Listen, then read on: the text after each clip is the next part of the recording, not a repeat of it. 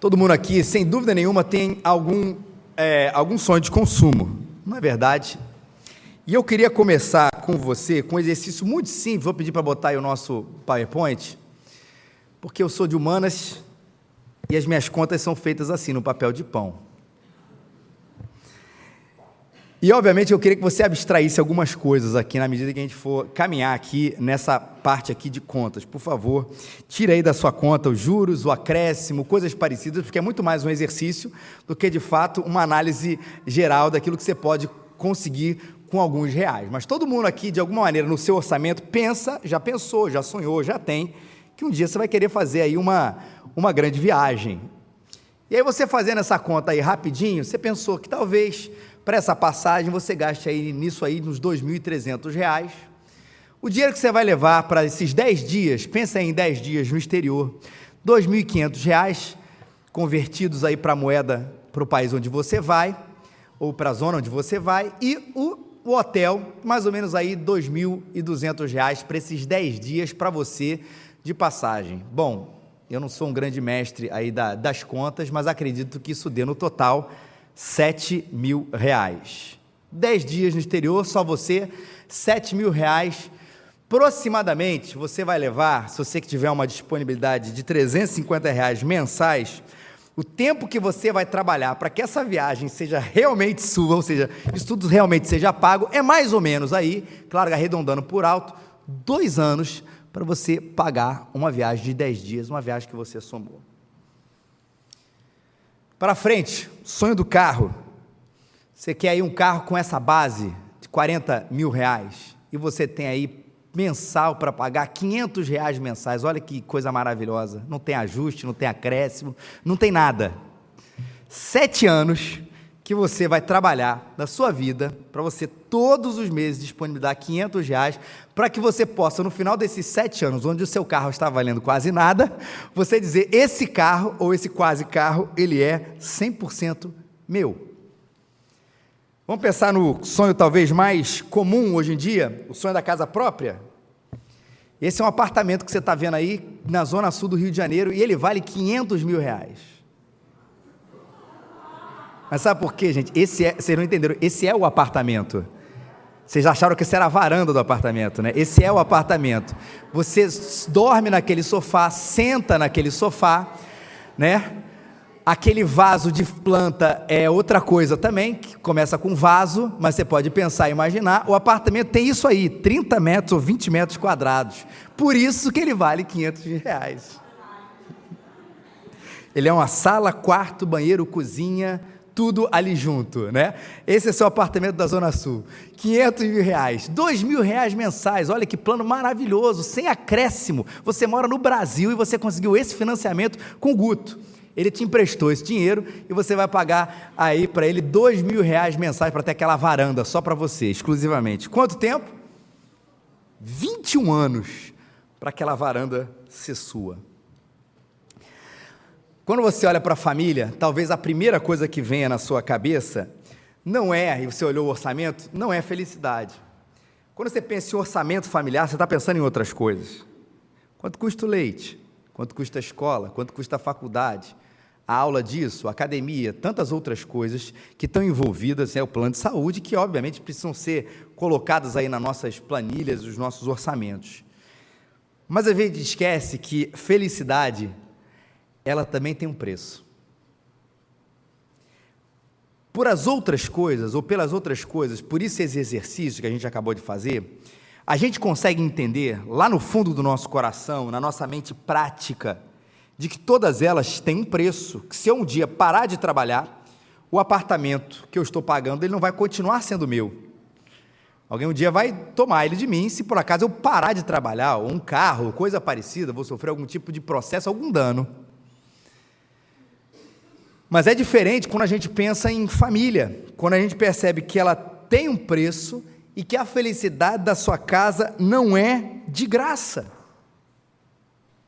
E eu não estou falando daquilo que a gente pode adquirir para que a felicidade, para que a espiritualidade, para que a coesão, para que a saúde da sua família, ela seja de fato alguma coisa alcançada. Não estou falando de dinheiro, estou falando de coisas talvez que sejam intangíveis ou pensáveis para o nosso olhar às vezes, mas que fazem certamente toda a falta para a edificação da nossa casa. Mas a gente não para pensar que da mesma maneira que nós planejamos tantas outras coisas, que sabemos que se nós não batalharmos por elas, não as teremos, às vezes a gente esquece que família é a mesma coisa. Esforço, intencionalidade, ação, para que essas coisas façam parte do nosso lar. Talvez você sabe o que é coisa que a gente presuma? A gente presume que se a gente fizer a nossa parte, às vezes eu penso que a maioria das pessoas, ou grande parte das pessoas, pensa sobre isso, sobre família. Se a gente fizer a nossa parte, o resto todo vai acontecer.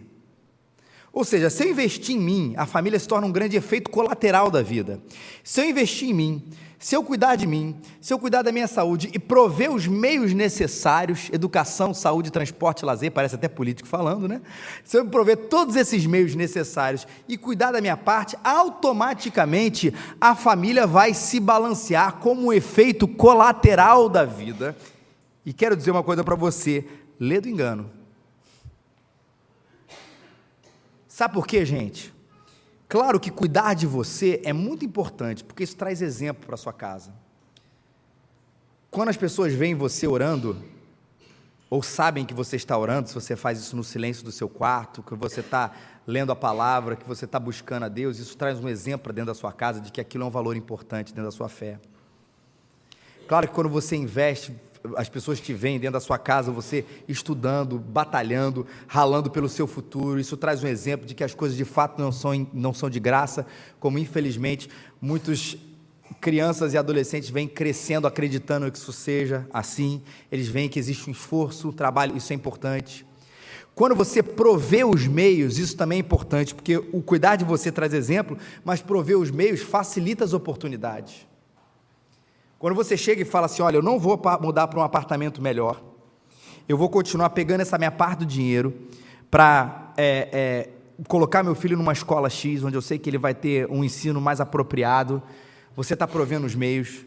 Quando você pega parte do seu dinheiro e fala, eu não vou investir nisso, eu vou cuidar para que ele possa ter esse tipo de acesso, para que ele possa fazer lá o seu esporte, para que ele possa ter um outro tipo de idioma, tudo isso, ele possa conhecer outro idioma, tudo isso é importante, gente.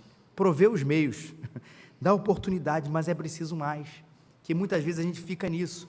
Se eu for um exemplo, e se eu prover os meios, a família vai caminhar de uma maneira tranquila, e isso não é verdade, porque precisa de diálogo, porque precisa de conversas francas, porque precisa de repreensões, porque precisa de planejamento, porque precisa de ensino, porque precisa de tantas outras coisas que parece que a gente preferiu ou terceirizar ou não lidar, para que a gente no final de tudo possa colher aquilo que a gente sonha.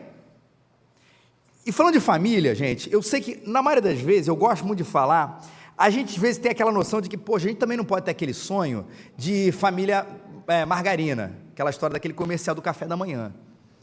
Todo mundo está feliz, todo mundo acorda na mesma hora, todo mundo tem 1h30 para tomar café da manhã junto, né? Suco de laranja, aquelas coisas todas fáceis que a gente faz tranquilamente. Todo mundo fez isso hoje de manhã, não foi? Ninguém sai com pressa. Domingo é até um pouquinho mais leve, agora segunda-feira a coisa é um pouco diferente. A gente tem uma crítica ao que esses comerciais representam, com uma ideia de que família não tem problema, mas a grande verdade é que apesar de a gente saber que toda família o tem, cá entre nós, lá dentro, a gente gostaria que a nossa família fosse uma família doriana, não é verdade? Se você tivesse que escolher, a gente sabe que família é doideira, são complicações, são conflitos, mas a gente sonha em ser uma coisa bonita, relacionamento marido e mulher, pais e filhos, filhos e pais. É claro que quando a gente vai para a realidade, a gente vai perceber que isso não é perfeito, é cheio de imperfeições, mas eu quero, dentro dessa balança de perfeição e imperfeição, a gente quer ter um saldo positivo, não quer? A gente quer ser uma família em conflito, que quer ter nuances de felicidade, ou você quer ter uma família feliz, que tenha, claro, nuances de conflito, porque é uma família real. Acho que essa é a nossa segunda opção, e isso não é um efeito colateral da vida, se você não investir nessa instituição tão maravilhosa que Deus colocou aqui na terra. E eu queria deixar você com uma frase, para a gente começar aqui a nossa reflexão, ou continuá-la. A sua maior missão nessa vida é amar a sua família. Olha o que Paulo diz para Timóteo, quando ele escreve a Timóteo. Ele vai falando sobre a questão até da igreja. Mas se alguém não cuida dos seus, especialmente dos da sua família, tem negado a fé e é pior do que um descrente. Olha como é que Paulo está colocando aqui para Timóteo a importância da família. Se a pessoa não cuida dos seus, os da sua família especialmente, ela nega, é uma apostasia a fé, ela nega o testemunho de Cristo na vida dela e se torna pior do que um descrente. Se torna um escândalo. E aí, falando de escândalo, quando a gente pensa em escândalo relacionado à igreja, normalmente, dentro do nosso contexto evangélico brasileiro, quando a gente pensa de escândalo de igreja, a gente vai pensar nas questões mais associadas ao quê? Ao dinheiro. A igreja tal explora, a igreja tal vende a fé, a igreja tal vende salvação, coisas que Deus nos deu de graça. Muitas igrejas têm barganhado isso, e têm vendido isso, ou achado que podem vender isso, essa é a grande verdade, ou têm usado o seu dinheiro para construir impérios, e não para a expansão do reino de Deus. Esse quadro que a gente repete tanto, e é tão presente dentro da realidade evangélica brasileira, a gente começa a encarar isso como o grande escândalo que isso pode trazer para o nome de Jesus, e é bem verdade que é, mas olha o que Paulo está dizendo, que se a gente não consegue cuidar da nossa própria família, a gente também se torna um grande escândalo, negando a nossa fé e nos tornando pior do que um descrente, e isso às vezes a gente não consegue abordar com tanta veemência quanto essa questão, por exemplo, do escândalo financeiro.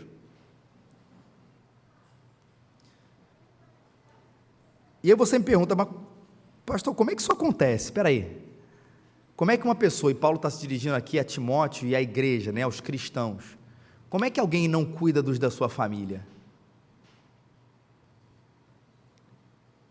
Felizmente, às vezes maridos, mulheres, filhos e filhas, ao se converterem, algumas pessoas se tornam piores, ou têm atitudes muito ruins dentro da sua própria casa.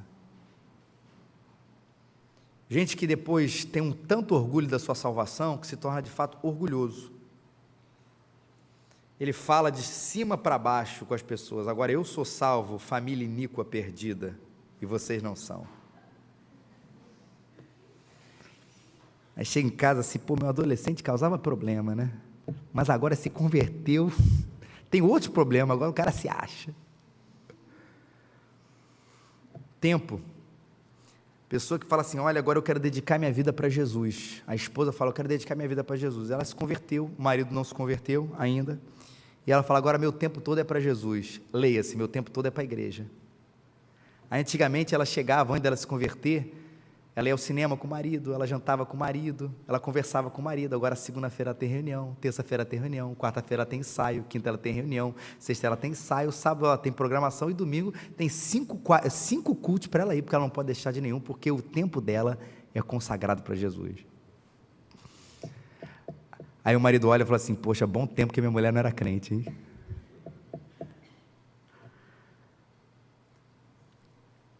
Meu esposo é Jesus, minha noiva é Cristo, meu pai é Deus, eu só amo um filho, o Filho de Deus. Todas essas coisas que parecem que têm um apelo um pouco mais espiritual, Paulo está dizendo, olha, isso é negação da sua fé, quando você não cuida daqueles que Deus te deu como maior missão nessa vida. Talvez você tenha se escandalizado um pouquinho com essa frase, sua maior missão nessa vida é amar a sua família, porque provavelmente a gente aprende desde criança que existe um gráfico, ou quase que uma hierarquia, que em primeiro lugar é Deus, e em segundo lugar a nossa família. A gente não aprende isso às vezes quando é criança? Primeiro lugar, Deus. Segundo lugar, a família. Terceiro lugar, a igreja. Em quarto lugar, os amigos. Quinto, isso, aquilo. A gente não aprende um pouco essa história? Ó, em primeiro lugar, Deus. E essa maneira de enxergar coloca essa situação aí, às vezes parece em conflito, que existe família e existe Deus, que existe, na verdade, uma relação de amores que funciona da mesma maneira. Agora eu vou amar a Deus. Agora eu acabei de amar a Deus, em primeiro lugar, agora eu vou começar a amar a minha família. E eu amei a minha família, depois que eu amei a Deus, eu consigo amar a minha família, eu vou amar a minha igreja. A gente começa a setorizar as coisas de uma maneira que não é muito bíblica, porque eu acho que essa verdadeiramente, talvez seja o gráfico, a ilustração, na verdade, que represente maior o que significa amar a família em primeiro lugar. Isso não quer dizer que a família está acima de Deus, isso quer dizer que Deus está acima de todos os nossos amores, todos, inclusive a família. Você não tem um tempo onde você fala, já amei a Deus, agora eu vou amar os da minha casa. Você não tem um tempo, eu já amei a Deus, agora eu vou amar a igreja, mais esquisito ainda. Eu amei a Deus, agora eu vou amar a mim mesmo, já amei a Deus, agora eu vou amar os meus amigos, já amei a Deus, agora eu vou amar meu trabalho, Deus é aquele que está acima e Ele regula e intensifica todos os nossos amores. A definição, inclusive, de Agostinho de pecado, é que o pecado é um amor desordenado. Ou seja, coisas boas, o amor a si mesmo é uma coisa boa, mas ele, quando ele é desordenado, ele se torna um pecado. O amor a este mundo, entenda bem o que eu vou falar, a esse mundo que Deus criou, não a esse mundo no sentido das coisas ruins que acontecem nesse mundo, ela é uma coisa positiva. Deus nos colocou neste mundo. Agora, quando esse amor é acima do amor a Deus, ou ele não está ordenado por amor a Deus, ele se torna uma idolatria. A todas as coisas, quando não estão regulados, intensificados na medida certa por Deus, que faz todas essas coisas, ele se torna um amor desordenado. E a família é a mesma coisa, gente. Deus, Ele quer obviamente que você ame a sua família de todo o seu coração, mas não depois de amar a Ele. Mas Ele que vai regular o nosso amor à nossa própria família. Quando eu digo intensificando e cerceando, regulando, é dessa maneira, que de alguma maneira eu, quando me converto, quando Deus me converte, quando Deus toca no meu coração, o amor de Deus por mim e o amor de Deus derramado em mim tem que intensificar ainda mais a minha família, o amor à minha família. Antigamente, presta atenção, antigamente eu achava, quando eu me casei, não falando de mim, você antes de se converter, você achava que você tinha que amar a sua esposa, e é verdade, tinha que amar seu marido, e é verdade. Quando você se converte, Deus fala assim, Jesus diz, olha, continua amando seu marido, continua a sua esposa, mas mudou um pouquinho. Maridos, amem as vossas esposas, de que maneira? Como Cristo amou a igreja, e assim mesmo se Deus se entregou por ela. Olha que coisa mais difícil, mas que ao mesmo tempo mais bela, que a fé cristã e que Jesus quer resgatar nas nossas casas. Está vendo que muda a nossa perspectiva? Ele intensifica. Maridos, Felipe, ame a Rafaela como Cristo amou a igreja. Esse negócio é difícil demais, porque todos os outros amores pessoais, a relação é ao próximo como a mim mesmo. Maridos, ama o teu próximo, na verdade, como você ama você mesmo. Agora, na relação familiar, maridos, amem as suas esposas como Cristo amou a igreja e se deu por ela, e mulheres, sede submissas aos vossos maridos, como também a igreja é submissa a Jesus. Só isso cabe uma grande pregação. Depois você pergunta ao reverendo Leonardo, reverendo Alexandre, reverendo Uso, o que isso significa, tá? Mas muda a nossa perspectiva. E ao mesmo tempo, por intensificar, porque eu tenho que olhar para dentro da minha casa com um olhar muito mais sublime, existe também uma hierarquia, por exemplo, de um homem que coloca a sua família acima de Deus. Espera aí, não com uma questão de primeiro ou segundo, os valores da minha família estão acima dos valores de Deus. Talvez essa não seja a minha realidade tão presente aqui no Brasil, mas existem países onde o evangelho ele é muito perseguido, e existem outras religiões majoritárias que não são o cristianismo, e onde o cristianismo é rejeitado e perseguido, onde se você se declara como cristão, a sua família vai te deserdar, vai te expulsar da sua casa. E é nesse momento onde a gente vai ter que olhar para a gente e falar assim, sim, eu preciso de uma opção entre aquilo que minha família acredita e aquilo que Deus acredita, e eu fico com Cristo.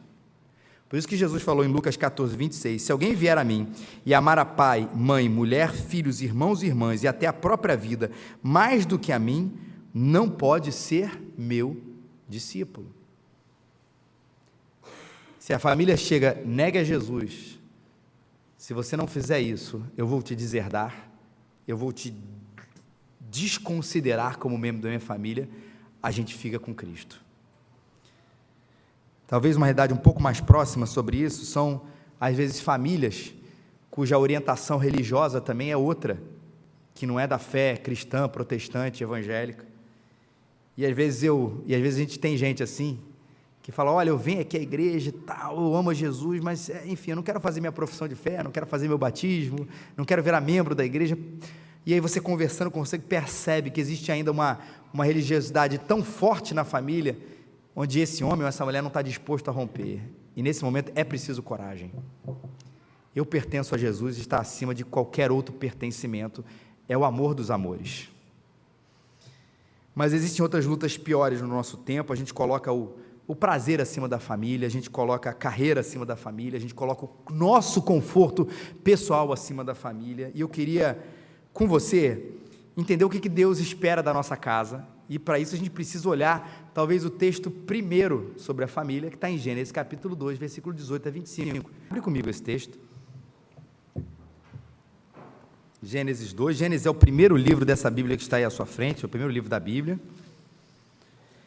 Se você pegar essa Bíblia aqui, abrir na página 4, logo no iniciozinho dela, na primeira parte, que é o Antigo Testamento, eu quero ler para vocês essa formação, está aí a formação da mulher, mas é a formação da família. Pode tirar o slide, por favor.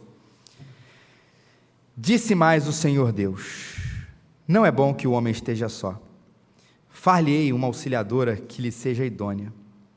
E havendo, pois, o Senhor Deus formado da terra todos os animais do campo e todas as aves dos céus, trouxe ao homem para ver como esse lhe chamaria. E o nome que o homem desse a todos os seres viventes, esse seria o nome deles.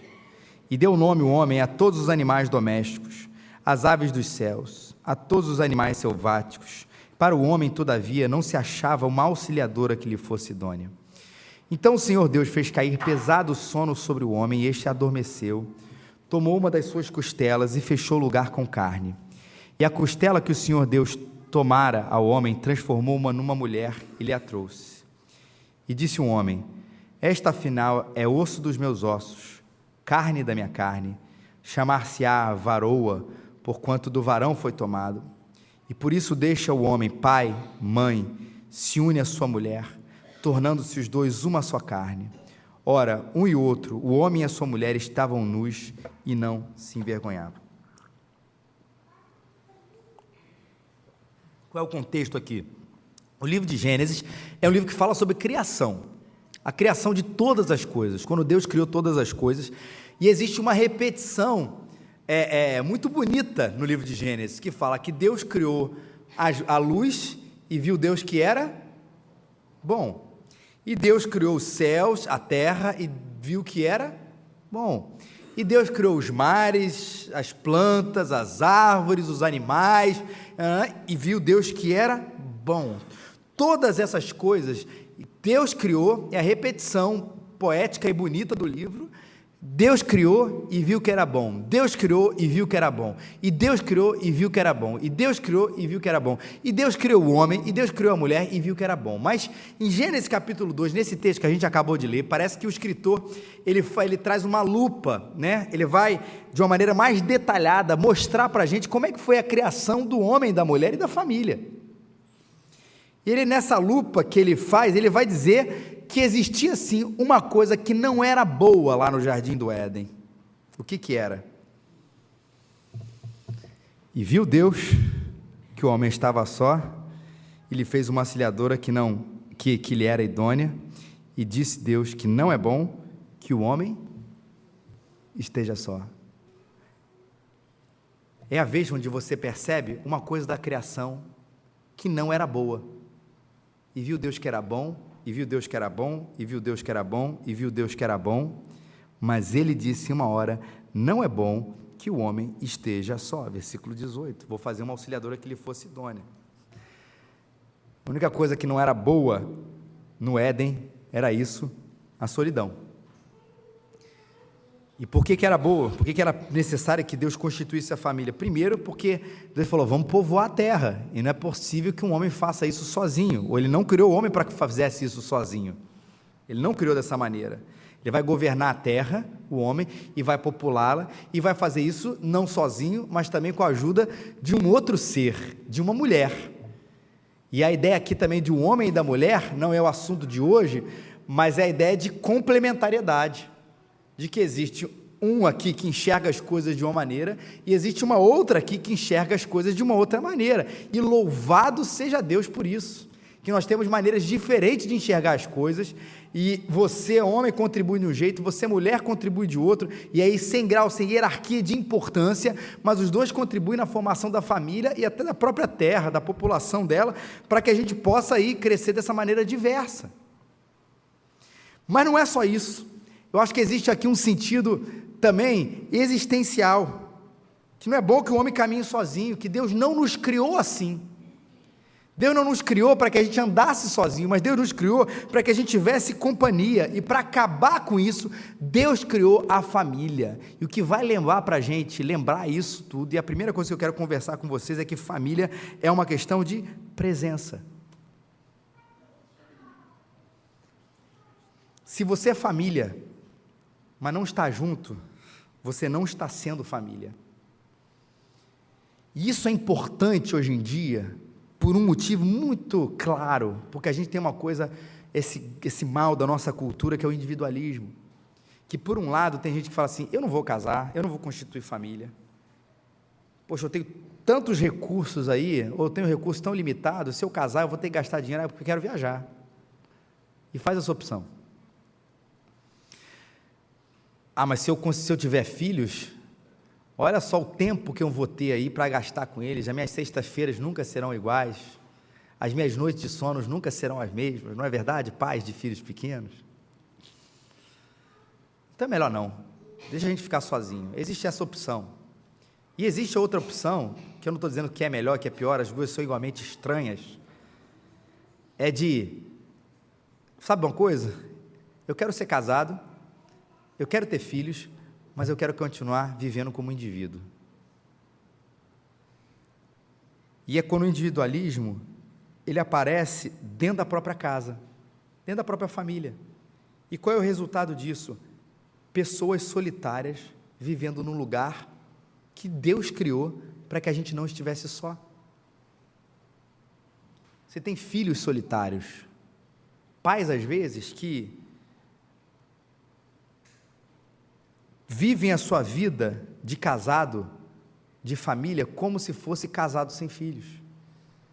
Terceirizam a companhia, quando deveriam estar com os filhos, terceirizam o tempo,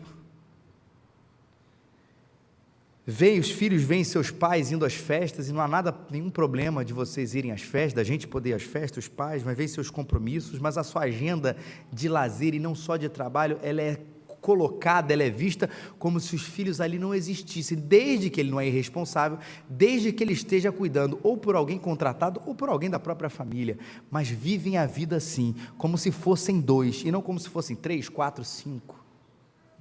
O resultado disso são filhos que se sentem solitários, que na infância já começam a dar problema, mas sabe quando isso vai aparecer de uma maneira ainda mais crítica? Você sabe? Na adolescência. Esposas e maridos solitários, dentro da sua própria casa. Recentemente eu ouvi um testemunho muito doloroso e muito real. Isso que eu vou falar não é uma história, né? É uma história que alguém me contou de verdade, da pessoa.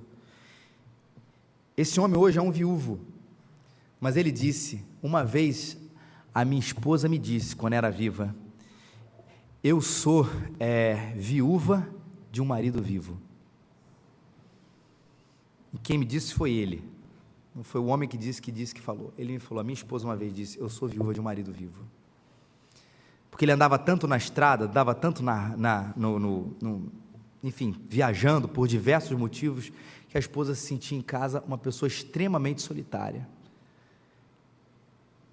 E eu sei de gente, conheço histórias, melhor dizendo, de gente que não é porque o marido viaja, ou porque a esposa viaja, é porque não existe companhia, dentro da sua própria amizade, dentro da sua própria casa, não existe. É claro, gente, que quando a gente vai falar de palavras e diálogo, por favor, a realidade é um pouco diferente, né? Minha esposa, quando me pergunta como é que foi meu dia, eu digo assim: amor, foi ótimo, foi maravilhoso. O que você fez? Eu fiz isso. O meu dia detalhado demora 2 minutos. Agora, o dia da minha esposa detalhado, eu nem sei o que é, porque eu falo: por favor, amor, não tem nem tempo do seu dia detalhado, são tantos detalhes que a gente nunca imaginou que tomaria tanto tempo, e ela é assim, quem conhece a Rafa, fala, conversa, paraná, amor, você fala: amor, a versão mais curta da história, o resumo, para a gente poder ter tempo de falar e de conversar sobre outras coisas. É claro que o tipo de diálogo, muitas vezes, é isso dentro da nossa casa. Maridos, homens e mulheres falam de uma maneira diferente, mas isso não quer dizer que você tem que ser uma pessoa que não é parceiro do seu marido, ou não é parceiro da sua esposa, porque isso precisa acontecer, porque às vezes o resultado é isso. Gente que vem confessar: olha, eu amo meu marido, eu sei que meu marido me ama, ninguém não tem desejo de separar, como falou às vezes a esposa do Billy Graham, não tem desejo de separar, mas de matar eu tenho, né?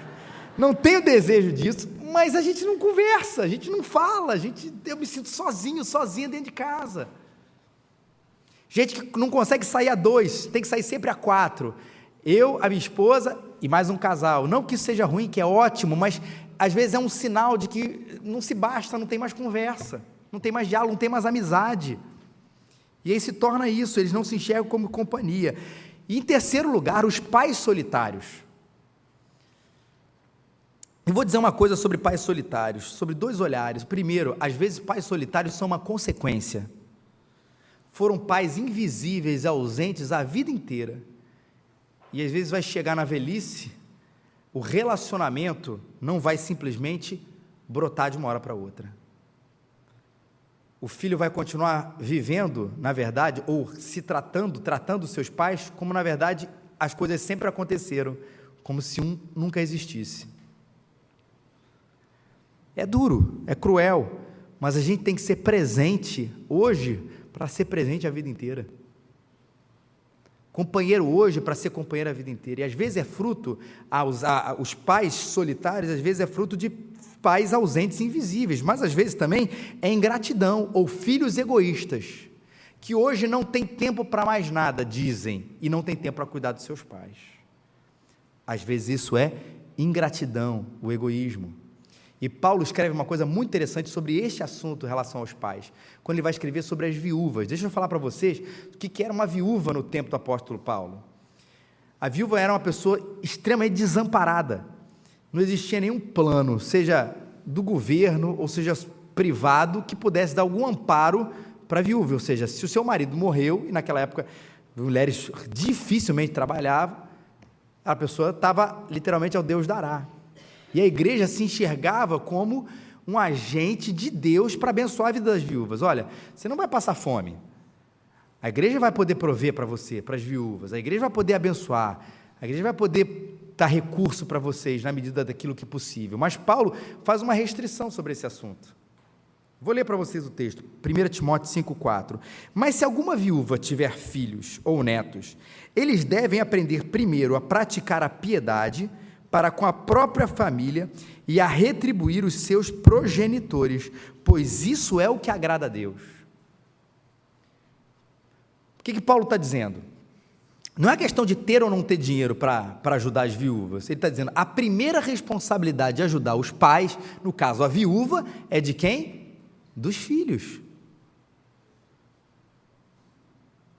Ou netos, porque esses devem primeiro aprender a praticar a piedade com a própria família. Ele quer conquistar o mundo, o adolescente, o jovem, ele quer conquistar o mundo, mas ele não cuida da própria casa. Isso nega a fé, e Paulo diz, isso não agrada a Deus. Em primeiro lugar, isso vai falar sobre tempo, vai falar sobre recursos, a gente tem que olhar para os nossos pais. E às vezes o Evangelho transforma a gente nesse assunto, e mesmo que a gente tenha sido invisível aos olhos dele durante a vida inteira, o Evangelho tem que converter a gente de uma maneira que torne aqueles a quem nós não conseguimos amar, amáveis nos seus últimos dias. Isso é diferente de um pai lutador, que eu estou chamando. Quando eu falo de pais ausentes, não são os pais lutadores, né? O que é o pai lutador? É o cara que acorda às 4 da manhã, toma um café rapidinho, anda 1 quilômetro para chegar no ponto de ônibus, fica em pé a viagem inteira, depois chega, ainda tem que pegar a barca, depois da barca, anda mais 2 quilômetros de estrada de terra, a pé, depois pega a bicicleta do Itaú, depois pega o metrô, pega o trem, aí chega, sai às 4 da manhã, chega 9, 10 horas no trabalho, atrasado, desesperado. E a volta é a mesma coisa, ele sai do trabalho, 6, 7 horas, a hora que for, aí anda tantos quilômetros, pega a bicicleta, pega a van, pega a barca, pega o ônibus, pega o metrô, pega o trem e chega em casa às 11 horas da noite. O que aconteceu com esse pai? Quando ele saiu de casa, o seu filho estava dormindo. Quando ele chegou em casa, o seu filho estava dormindo. Você sabe o que esse pai ou essa mãe vai ganhar do seu filho para o resto da vida? Admiração. Claro, se você é o outro cônjuge que fica em casa, normalmente, comumente a esposa, faça o filme do seu marido. Ele estava ganhando a vida para botar o feijão dentro da casa, estava ganhando a vida para pagar a escola, que talvez ele não teve a oportunidade de estudar, e não foi por falta de amor, e não foi por falta de desejo de estar na companhia, mas porque ele precisava ganhar o básico da vida. Uma vez eu tive essa experiência comovente comigo no metrô. Eu estava indo levar, era o meu mais velho, mas na época era um bebê de colo, e eu estava indo levar ele no médico, e encontrar minha esposa lá, estava eu levando ele, e um pai ficou olhando para mim, quer dizer, um homem ficou olhando para mim, eu ali sentado com o Joãozinho no colo. Depois o pai veio me abordar e contar essa história. Ele falou assim: poxa, achei tão bonito você aí com seu filho no metrô. Falei, porque durante a minha vida quase toda, a infância deles, eu não tive a oportunidade de vê-lo crescer como você está vendo aqui agora, porque a realidade dele, claro que eu falei de uma maneira exagerada, mas a realidade é parecida. Quando eu saía de casa, meus filhos estavam dormindo. Quando eu chegava em casa, a minha esposa muitas vezes fazia de tudo para manter o filho acordado, botava ali um negócio para manter, mas às vezes o filho não aguentava, ficava chorando demais, e ele dormia, e eu não consegui ver. Eu não sei exatamente o desfecho da história, mas acredito que esse pai tenha colhido uma admiração. Caramba, meu pai lutou para eu estudar onde eu estudei, para eu ter o que eu tive, e para me dar a vida que hoje eu tenho. Isso é admiração, é completamente diferente, completamente daquele que não se relaciona, não está presente, porque ele quer resolver as suas próprias coisas. Deixa eu contar outra história, sobre essa questão de ausência. A Igreja Raízes, que é uma congregação aqui da Gávea, ela tem parceiros, e alguns parceiros são parceiros do exterior.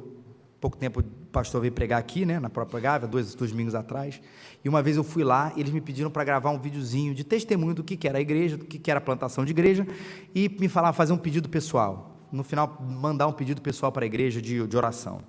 E eu fui lá, gravei tudo, paraná, está acontecendo isso, o cara lá me filmando, na casa de uma pessoa mesmo, e depois faz um pedido de oração. Eu falei assim, meu pedido de oração é para que Deus me dê equilíbrio entre processo de plantação e o tempo da minha casa.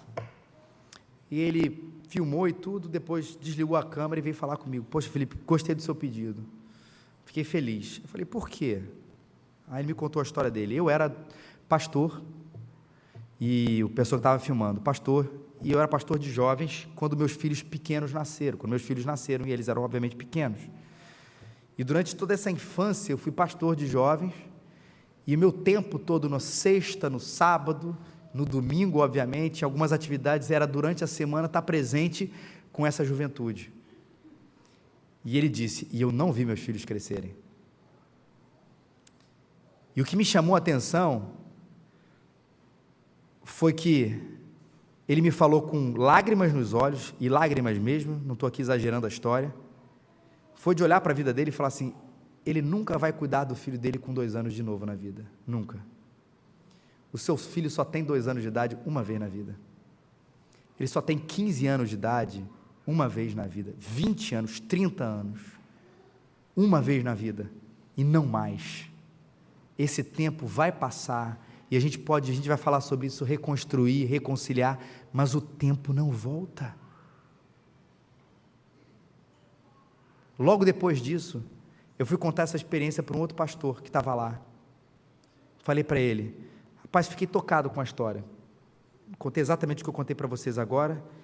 Aí eu falei assim, rapaz, isso é muito importante. Ele falou assim, eu tenho um compromisso de ter um dia sabático, de fato, toda semana. O pastor às vezes diz que tem um tempo sabático, mas às vezes não tem, e tudo. Ele falou, eu tenho um compromisso, e ele me contou a história de um outro pastor. Ele falou assim, de um outro pastor, aqui eu reservo o direito de não falar o nome, mas extremamente conhecido mundialmente, pastor de uma igreja onde qualquer plantador de igreja tem um sonho de um dia dar o mesmo resultado, não só em número, especialmente não é número, mas em relevância, em profundidade, nos tipos de ministério que ele faz. E ele falou assim, olha, eu faço parte da rede de plantação desse pastor, e ele nos contou uma vez, que ele teve que passar um processo de perdão, com a família, com a esposa e com os filhos, de um dia, a esposa ter que conversar, e dizer assim, eu não dei tempo, e a esposa ter que dizer, eu te perdoo, e os filhos ter que dizer, eu te perdoo. Graças a Deus, todo mundo está bem, reconciliado, mas mais do que reconciliação, eu gostaria de nutrir, e eu acho que todos nós, e eu falo de pastorado porque é o meu tempo, mas você com a sua profissão, você tem as suas demandas, as suas questões, e a sua administração do seu tempo, mais do que me reconciliar com meu filho ou com a minha esposa em relação a esse assunto, eu gostaria de nunca ter que pedi-los perdão sobre esse assunto. É muito mais bonito. De dizer, obviamente, que ninguém tem um tempo integral, a gente vive numa sociedade corrida e num trânsito incrível que a gente tem aqui no Rio de Janeiro. Mas ainda assim, a gente pode fazer mais do que a gente pode, a gente deve fazer mais, a gente catar mais tempo, criar mais tempo para estar com aqueles a quem Deus falou, é a sua primeira missão aqui nessa terra.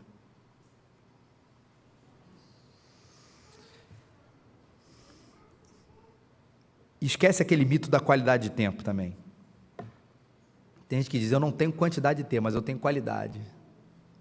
Assim, eu tenho 5 minutos com a minha esposa, mas são 5 minutos que ela se sente num parque da Disney, tomando um café em Paris, tomando um vinho italiano, né, comendo um presunto espanhol. Em 5 minutos, ela tem uma sensação maravilhosa, incrível com a minha companhia. Eu falei assim, rapaz, me ensina isso é bom.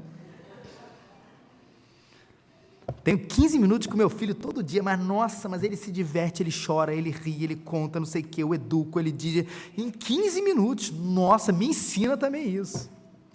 Claro que todo tempo grande pode ser sem qualidade, mas a grande verdade é que quando a gente fala de família, a gente precisa de qualidade, sem dúvida, mas a gente precisa de quantidade de tempo com aqueles que são da nossa casa, senão não forma conexão. Não adianta. A gente está na era da tecnologia, e os irmãos sabem o quanto eu gosto disso, da comunicação, da tecnologia, mas com família, meu querido e minha querida, é voltar para o tempo da agricultura. Você baixa um aplicativo em 1 segundo se tiver uma rede Wi-Fi boa, mas você não faz crescer uma árvore em 1 segundo, seja o seu adubo mais maravilhoso do mundo, e a família está muito mais para a árvore do que para um aplicativo. Demora, é cultivo, é diário, e vai crescer, mas demora e demanda tempo da gente. Quanto tempo você tem trabalhado para a felicidade, para a espiritualidade, para a coesão, para a saúde da sua casa? O texto fala de outra coisa na formação da sua família. Ele diz que não é bom que o homem esteja só, família é presença, mas ele diz, portanto, o homem deixará seu pai, sua mãe, se unirá à sua mulher, e eles serão uma só carne. Versículo 24, os dois se tornam uma só carne. De um lado, a Bíblia fala, quando Deus fala sobre a formação da família, ele vai falar sobre a questão da presença. Um outro lado, ele vai dizer assim, olha, forme uma família, para que essa família forme uma outra família. Vai falando sobre essa individualização da família. E vem muito falar isso sobre a questão de pai e mãe também, de pais e filhos, perdão. Porque às vezes o filho vai crescendo, vai virando adolescente, e você não vai querendo aquele movimento que ele se individualize, que ele construa a sua própria história, que ele cresça, que ele cresça espiritualmente também e não dependa de você, que ele conheça a Deus independente de você, mas que ele caminhe nas suas próprias maneiras. A gente quer ficar individualizando tudo isso, quer ficar infantilizando tudo isso. Aí o menino vira adolescente, aí o menino quer sair, aí os pais, não, eu tenho que preservar a família. Tem 15 anos, 16 anos, ele quer o cinema. Aí você, não, filho, fica aqui em casa. Eu gravei no videocassete, a Lagoa Azul, Brooke Shields, 15 anos de idade. E tem pipoca, suco de caju. Meu querido, não faz isso, você não vai deixar filho nenhum em casa. Acho que nem o João Pedro fica em casa se eu falar isso para ele. Mas deixa o menino sair, claro que você não fala, deixa o menino sair, o menino vai para uma coisa terrível, não, claro que você tem um controle disso, eu estou falando desse movimento dele, ele tem os amigos agora, ele tem a sua história, deixa, e esse é um lado importante, mas sabe qual é o outro lado que me preocupa mais, quando a gente começa a analisar, especialmente a classe média brasileira? É o outro lado, é o pai que chega assim, filho, papai vai te emprestar a chave do carro hoje, tá bom? Mas volta antes das 10, porque amanhã é seu aniversário de 30 anos de idade, tá? E o papai quer conversar com você sobre a sua festinha e os seus amiguinhos amanhã. Esse me parece que é um perigo maior para o nosso tempo hoje, que a gente vai infantilizando os nossos eternos meninos e as nossas eternas meninas, que não viram homens e não viram mulheres, adultos, nesse sentido de adulto. E às vezes eu tenho o lado da simbiose, né? Ai, não posso deixar meu filho resolveu morar fora agora, o que eu vou fazer? Espero nunca que meu filho queira morar fora, especialmente se for na Nova Zelândia, China, Japão, complicado. Mas, se for, é a história do menino, vai. Eu sei que a gente vive também um movimento interessante aqui no nosso país hoje, né? No nosso país, na nossa geração, nossa cultura, isso é mundial, que é algumas opções de profissão, né? E às vezes o pai constrói um império na área da saúde. O pai começou como médico, depois comprou lá, fez lá um consultório bem sucedido, aí compra o hospital, compra a rede de saúde, compra o plano de saúde, comprou a Unimed, a Assim, compra tudo aquilo e fala, filho, o que você quer ser? Fotógrafo. Não, você vai, é raio-x, né, filho, que você quer ser raio-x, coordenar essa parte, a fotografia. Não, eu quero ser fotógrafo artístico. Eu quero fotografar as flores do Zimbábue. Filho, você tem certeza? Eu sei que é difícil. Ou às vezes, né, Vaguinho, o pai tem, por exemplo, o pai tem uma administradora de imóveis. Aí o filho resolve fazer o quê? Ser pastor. Tem uma administradora de imóveis, 3 lugares para servir você melhor, Copacabana, centro da cidade, Tijuca. E o filho fala, não, eu quero ser pastor. Deixa o menino ser pastor, gente. Para quem não sabe, essa é a minha história, tá, gente? Para quem não entendeu a piada. Deixa o menino ser pastor. É importante isso. Claro que você pode fazer ele olhar para certas realidades, mas deixar essa história ser construída. Ou aquele filho que nunca casou porque a mãe nunca aprova a nora. Não corta a unha do pé direito. Não serve para ser sua esposa, meu filho. Eles precisam romper corajosamente, e que coisa bonita que a Trindade também é assim, eles são um, mas eles são 3, é a Trindade, mas é o Pai, o Filho, o Espírito Santo. Olha que exemplo bonito, daqueles que são um, mas são 3, têm funções ou economias diferentes, dentro da mesma realidade, e a gente precisa isso com os nossos filhos. Família é isso, gente, presença, individualidade. Sabe o que Jesus pode fazer com a gente? Transformar o nosso coração nas nossas deficiências nessas áreas. Se talvez eu tenha falado tudo isso para você, e você percebe que é tempo de se reconciliar com a sua esposa, eu falei, se você tem tempo de não ter que se reconciliar, gaste tempo, para não ter que chegar lá no futuro e ter que pedir perdão por isso ou por aquilo, mas se não existe isso, já foi, não já foi, chama Jesus para essa história. Jesus, que eu me reconcilie com meu filho, Jesus, que eu me reconcilie com meu pai, Jesus, que eu me reconcilie com a minha esposa, com meu marido, com a minha mãe, com quem for. Jesus, me ajuda, transforma o meu coração e me converte para aquele que o Senhor chamou para me amar, para amar e para ser amado, para que presença volte a ser, mesmo depois de tantas dores, de tantos choros, presença possa ser uma palavra que volte a definir o que é a sua família.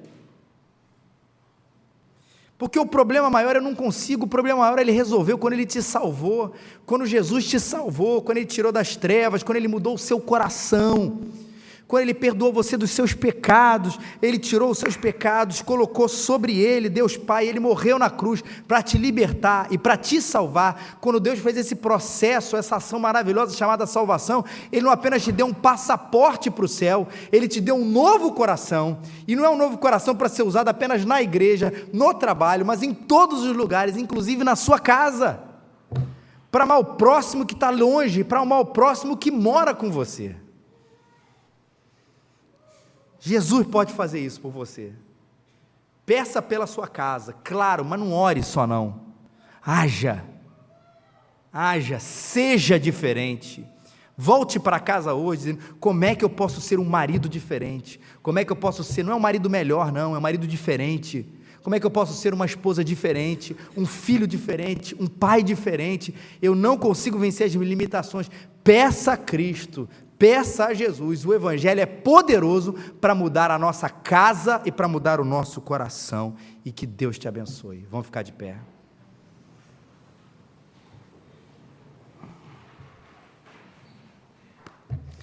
Senhor, nosso Deus e nosso Pai, obrigado por teu Filho Jesus que morreu por nós, para nós sermos reconciliados contigo, Pai.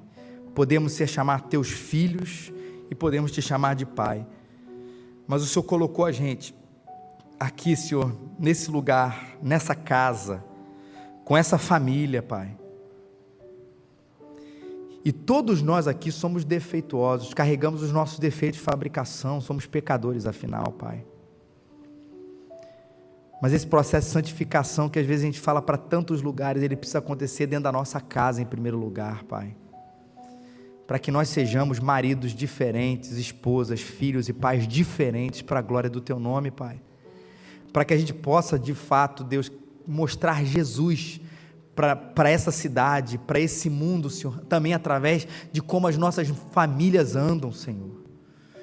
Sei que há muitas histórias difíceis, sei que há muitas histórias, inclusive, de violências, de abusos, de traições, que são marcas difíceis de serem vividas e superadas. Para isso eu também peço, Deus, derrama da Tua graça. Mas quantas vezes é porque a gente não consegue entender que a gente precisa estar presente, Pai.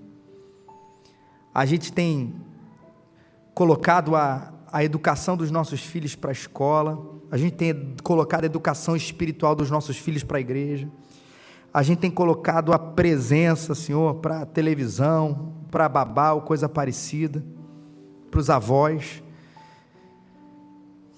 Deus nos ajuda a ser presente na nossa casa, Pai, como o Senhor quer, porque nenhum abraço, Senhor, vai ser igual ao abraço de um pai para um filho, de uma mãe para um filho, de um marido para uma esposa, de uma esposa para um marido, de um filho para um pai. Esse abraço, esse amor, ele é único, Pai, ele é único, e ajuda a gente a ter isso muito forte na nossa casa, Senhor. O que precisa ser refeito, reconciliado e perdoado, traz a Tua graça, e com ela, Senhor, novas atitudes, novas ações, para a glória e para o louvor do Teu nome, Deus.